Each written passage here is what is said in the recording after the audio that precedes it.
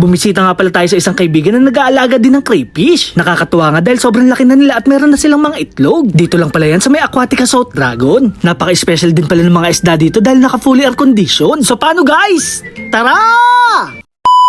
Ngayong araw nga pala, imidadalawin na naman tayong fish keeper. Sa mga nakasubaybay nga pala sa akin, marahil nakita nyo na ang kanyang fish pond. Dito lang pala yan sa may Aquatica South Dragon. Si Boss Ellie nga pala ay nag-aalaga ng mga arwana. Napaka-special nga pala ng kanyang mga alaga dahil naka-fully air condition na. Bubungad nga sa'yo itong mga full red arwana. Hindi nga pala biro ang presyo nito dahil nagkakahalaga to na 170,000 pesos. Sa mga naghahanap nga pala ng Oscar fish, meron din silang available. Kung hindi nga pala ako nagkakamali, ito nga pala ay mga Black Panther. Meron din pala ditong napakagandang tin foil. Meron din pala ditong tinatawag na Oscar na super red chili.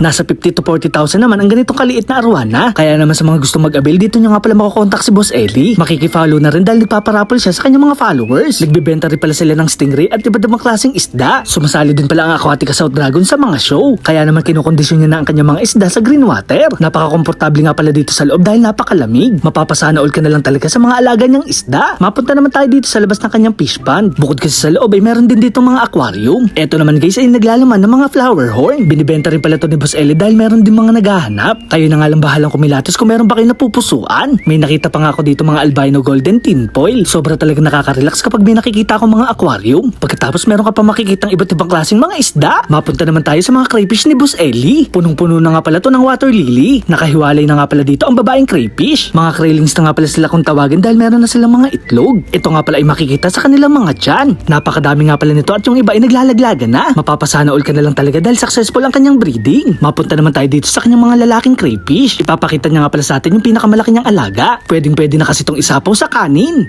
Char! Napakalaki na nga pala nito at pwedeng-pwede nang kainin. Sinamahan niya din pala ito ng mga isda para mayroong tagakain ng mga leftover. Importante nga daw sa mga crayfish na maganda ang kanyang filtration para mabilis sila makapangitlog. Kahit bumisita lang ako kay Boss Ellie, binigyan pa tayo ng freebies. Sinamahan pa nga ito ng 2 sticker ng Aquatica South Dragon. O diba guys, nakaburaot na naman si Kuya Bay Macho Nurin?